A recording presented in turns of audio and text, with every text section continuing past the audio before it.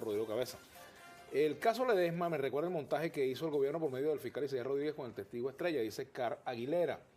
Esto que pasa en Venezuela debe unir más a la oposición para hacer una Venezuela mejor, César Pinzón. Creo que los diputados de oposición solo ocupan un puesto por generar su ingreso, no hacen nada, dice Rafael Rincón. César Bueno, tremendo diputado y venezolano inteligente, Miguel Pizarro, sigue luchando por Venezuela. Otro comentario por aquí. Vladimir, tú que estás en la vida del diálogo, ¿crees que la mejor manera de crear un clima de diálogo es encarcelar dirigentes? Lee mi artículo mañana en el Nacional y que se ha reproducido aquí en la página de Globovisión también y en Noticias 24.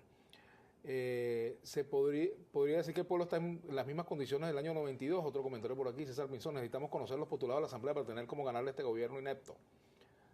Aspiran el cambio mediante reelección, mas no hay un plan de corrección para el bien del país. Diputados, los gobiernos adecos perseguían y desaparecían personas y Ledesma avala eso. Verdugo no pide clemencia. Javier García, Miguel, ¿qué pasaría si se comprueba que Ledesma y Borges están incursos en los delitos de los que se le acusa? Javier García dice. Empiezo por lo último en la ensaladita de comentarios. Mira, es imposible probar la culpabilidad de quienes son inocentes. Nosotros no tenemos ninguna duda de que el diputado Julio Borges no está ni inmerso ni vinculado a ninguno de esos planes porque Borges ha sido, como te dije antes, con su acción diaria, testimonio de alguien que cree en las vías electorales y en las vías democráticas.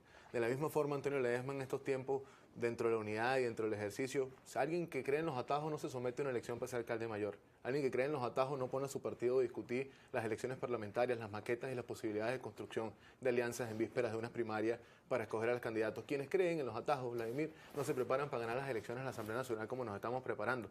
Hoy, lo que sucede en nuestro país es que hay una profunda crisis que el gobierno no está leyendo. Y desde el gobierno debe entenderse que tensar la cuerda en estas circunstancias es más peligroso para ellos que para la oposición, que apostar de forma permanente, a radicalizar la política, a que quienes somos dirigentes tenemos que entender que nosotros moldeamos conductas, y cuando es el gobierno la conducta que se moldea es la del desconocimiento, la del odio, la de la confrontación. Quienes salen perjudicados hoy son claramente las personeras del gobierno nacional. Más de 80% de descontento tiene que ser un motivo de reflexión para quienes dirigen la política en el país. Uno no puede hacer el ejercicio del poder intentando perseguir, intentando desmovilizar al adversario porque piensa distinto. En una crisis económica, dígame usted que nos está viendo, si mete preso a Ledesma resolvió que usted consiguiera pollo y carne al precio que dicen los letreritos de los precios justos que debería conseguirlo. Dígame usted si eso resuelve los problemas de fondo de las medicinas y la escasez en los servicios. Al final, las soluciones que está tomando el gobierno no resuelven la crisis. César, bueno, cuenta con nuestro apoyo. Gente como tú son necesarias para sacar adelante este bello país. Vladimir Maldonado, Borges debería estar preso de 2002 cuando pidió la renuncia del presidente Chávez. Cárcel para él y para Ledesma, dice. Constantín Montesín, saludos del Toquillo está hablar a nuestra solidaridad con Leopoldo Ledesma y los estudiantes presos injustamente. Pedro José Grau, tu invitado defiende a Ledesma, ¿será que no conoce la vida de este político que participó en el Caracazo, en la masacre del Caracazo? Dice Pedro José Grau. Mira, permite que te interrumpa ahí, Vladimir, pero es que uno no puede hacer la política desde el odio. Yo soy hijo de una familia que gobiernos de Acción Democrática y gobiernos de COPEI persiguieron y metieron preso. Mi papá estuvo preso en los años en los que el Herrera gobernaba y personas que hoy son parte de la Alianza Democrática eran parte del ejercicio de gobierno. Pero uno debe entender que en la política uno tiene que perdonar, que el ejercicio del poder obliga a que la gente cambie y la gente reflexione, pero también la política obliga a que el perdón sea una parte de un día a día. Uno no puede estar justificando el ojo por ojo, uno no puede estar justificando que el verdugo no pide clemencia, uno no puede aplaudir que haya gente del pueblo que hoy aplauda y que hoy celebre que haya gente que vaya para la cárcel, porque eso es la eliminación de la política, eso es la eliminación de eso que hace tiempo se inventó, que era el reconocimiento del uno al otro, eso es la eliminación de la capacidad de que en este país podamos reencontrarnos para conseguir soluciones. Un país dividido como el que tenemos hoy no soluciona sus problemas, un gobierno que persigue, que atemoriza y que sigue dividiendo más a los venezolanos no es capaz de salvar una crisis. Ahora, una oposición responsable, una alternativa concreta, una alternativa creíble, coherente, trata el descontento que viene el gobierno con respeto, lo reconoce y lo incluye. Al descontento de la oposición que busca más acción, que busca más cosas inmediatas, les explica con pedagogía que las soluciones inmediatas solo dejan cansancio, que es hora de que nosotros nos enseñemos y digamos verdades, que la conducción política debe afinar sus acciones, pero que nosotros debemos enseñar a la gente una ruta, que evite que los atajos y los dibujos libres se vuelvan motivo de aplauso también en un sector del país que a veces cree que esas son las soluciones mágicas que nos hacen falta. Carlos Márquez, Vladimir, tu programa del día viernes dejó mucho que desear en cuanto a la participación que le diste a la audiencia. Acepto la crítica. Esos compatriotas detenidos son trofeos del régimen, no los van a soltar hoy o nunca, dice José Velasco. Gilberto Barrio, prohibido olvidar el caso de los narcosoles, darse cuenta de que todo esto trata de tapar todos los escándalos anteriores. Aquí dice Príncipe Verde, el tener focas que solo aplauden y apoyan, pero no critican, es el mejor daño al gobierno. ¿Qué opinión tienen el llamado de firmar a nivel nacional el documento llamado La Salida? No conozco de ningún llamado a firmar el documento de la salida. Sobre lo anterior, sí, yo creo que tiene mucha razón. No hay nada peor para quienes están en el ejercicio del poder que no tener capacidad de autocrítica.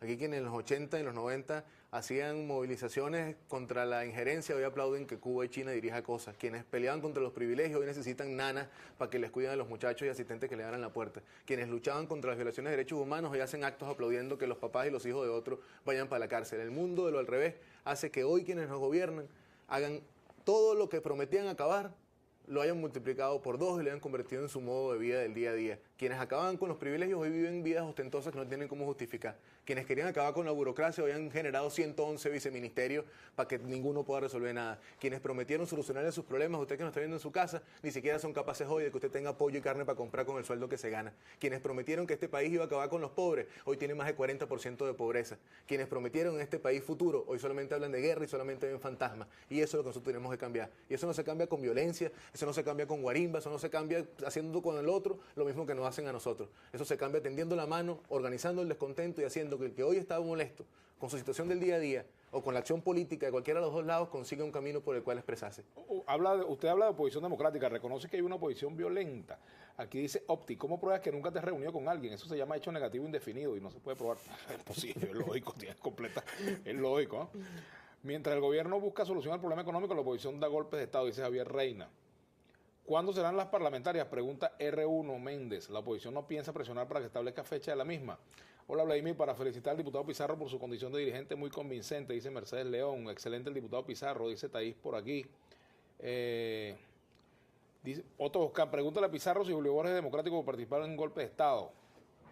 Mira, te repito, como te he venido diciendo en todas las anteriores, nosotros tenemos una ruta. Vladimir, en un país normal, en esta fecha ya tendríamos un cronograma electoral de cara a la Asamblea Nacional. En un país normal, el presidente en cadena no diría fechas. En un país normal, el alcalde de Caracas no tendría que estar hablando de elecciones para otra alcaldía si ni siquiera se ha iniciado un proceso judicial transparente, legítimo, abierto sobre un alcalde. Pero ¿ya tienen candidatos ustedes en caso tal de que así nosotros sea? No vamos a estar abriendo la discusión de candidatos porque nosotros creemos que la ESMA está libre. Nosotros abrir esa discusión de las candidaturas es a partir del principio de que la ESMA tiene que ser sometida a un proceso judicial. Y para nosotros la ESMA es inocente y la ESMA debe estar libre. Parte de un gesto que tiene que hacer un gobierno que hoy está en crisis, de entender la crisis en la que está metida, es dejar de perseguir a la gente y empezar a tender la mano.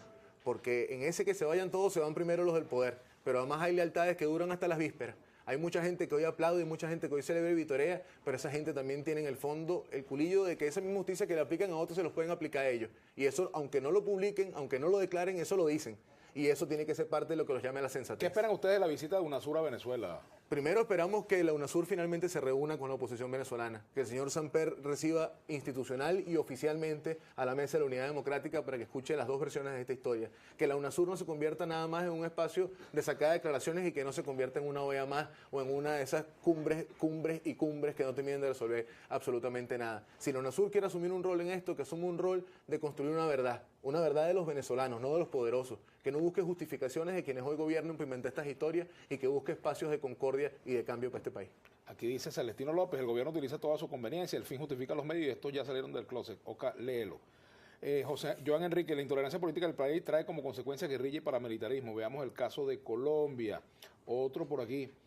Capitán dice, excelente programa, es un llamado a inscribirse en el CNE porque quedan pocos días, inscríbanse que quedan pocos días. Cada vez que escucho hablar a Miguel añoro si quiere histórica venezolana, también me da ánimo quedarme en el país, dice Manuel Ruiz. Carmen Lunar, dile a Pizarro que cuando el río suena es porque piedras trae, no sé a qué se refiere Carmen, pero bueno, Iván Figuera, lo malo de la oposición es que hacen las cosas y no asumen la responsabilidad y después quieren engañar al país. ¿Por qué no investigaron las denuncias de Macleo, las del audio de Mario Silva, Príncipe Verde? ¿Cuál es la apreciación de Miguel Pizarro sobre el relanzamiento de la Hojilla TV? Que en un país polarizado, en un país que tiene una profunda crisis social, cuando un gobierno decide en su política comunicacional apelar a más polarización y apelar a más división es una muestra clara de la miopía. Quienes no sufren la crisis no tienen capacidad de resolverla. El que abre la puerta de su nevera en el día y eso está lleno ahí como por arte de magia y nunca tiene que ir para un mercado y hacer una cola para comprar, no entiende lo que está pasando a la gente en las calles. Y cuando se monta en un carro blindado con vidrios oscuros, arranca una calle y le van trancando con motos y tiene 7 camionetas más que lo cuidan, no entiende de inseguridad. El que no tiene que sufrir un sueldo de 15 y último para poder comprar a final de mes la comida y pagar los servicios, sino que vive de lo que le roba a los venezolanos, no entiende el costo de la vida. Y esa realidad que lamentablemente agarró la élite política y la élite económica del gobierno, es una realidad que les hace imposible entender lo que se están enfrentando. Y en ese marco actúan como están actuando. ¿Por qué si no toman como prueba lo que dijo Mario Silva de Diosdado? el gobierno no defiende ninguna ideología, solo defiende privilegios mal habidos durante... Eso lo dijo Marco Villavicencio, la pregunta sobre estas pruebas de Mario Silva. Cara Aguilera, el gobierno no defiende ninguna ideología, solo defiende privilegios mal habidos durante 15 años de saqueo del patrimonio. Mira, Miguel, apoyar a Ledesma y a Borges, apoyar al golpismo y el magnicidio contra el presidente Maduro, ¿eso es democracia? Pregunta Vladimir Maldonado. Jesús Moreno, saludos. ¿Qué opina el señor Pizarro de cuando Ledesma enviaba cabilleros a Adeco a reprimir manifestaciones estudiantiles?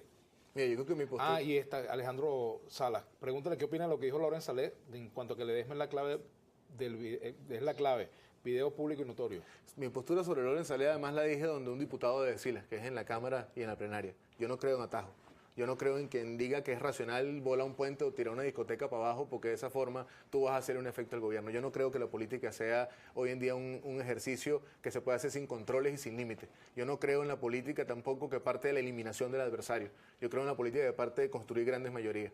Yo creo que hoy los que están en el poder han perdido la noción de por qué llegaron al poder. Los que se decían ser la voz de los desconocidos, la voz de los desposeídos, la voz de los que nunca tenían voz, hace tiempo dejaron de serla. Y yo creo que si hay un llamado de fondo que uno debe hacer, Vladimir, en estos momentos, es que tensar la cuerda en este país. Radicalizar la política es el peor ejercicio que se puede hacer desde el poder. Aquí te recomienda Carmen Lunar que vayas a los bicentenarios, que hay comida para rato, que vaya y se dé un paseíto. María Gómez dice... ese invitado habla muy coherente. ¿Qué es eso de que nos quiten nuestro alcalde electo? Qué buena entrevista. Ese sí está diciendo la verdad, dice Ana González. María Gómez, la que hizo el comentario anterior. Rita Rodríguez, ya despidiendo, en vista del aumento de la conflictividad en el país, la única canalización válida es a través de la vía electoral pacífica. Bueno, ya terminando prácticamente. Un mensaje muy corto, Vladimir. Miren, quienes están en el poder y usan historias y persiguen dirigentes y buscan judicializar la política son los que tienen que ir para la cola. Son los que tienen que entender lo que hoy está pasando abajo. Lo que pasa con esas miles de industrias expropiadas y que hoy no producen. Esas miles de hectáreas